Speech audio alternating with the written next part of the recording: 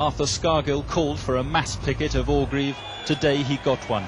Several thousand miners turned up and attempt once and for all to halt British Steel's coke convoys. Mr. Scargill himself was there, trying to direct operations with a loud hailer. But so too were the police, in numbers rarely seen, even in this dispute.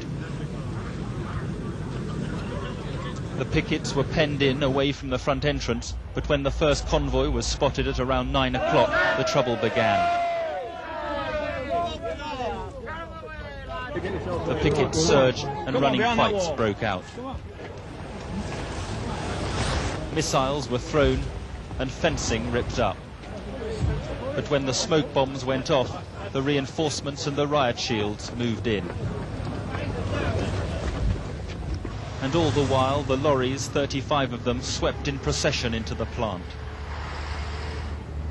The injuries were to both pickets and police, the victims taken away to waiting ambulances.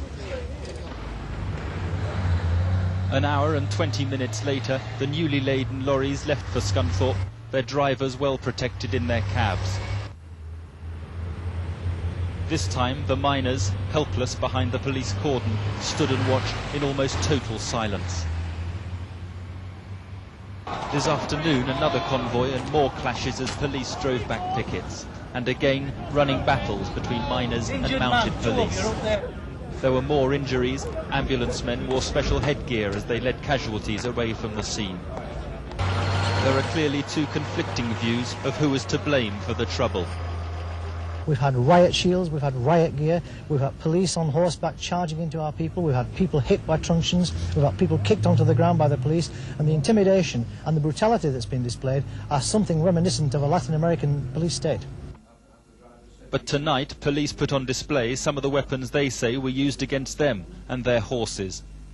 There's talk about riot shields and riot helmets. That simply is protection for the officers who've got to stand there. If the officers were unable to stand there, the gates to the plant would be closed. And simply, in order to maintain that position, we had to bring out shields and we had to don protective helmets. One thing, though, is certain. The lorries did get through, and with the drivers saying they'll continue the coke runs, further confrontations appear inevitable.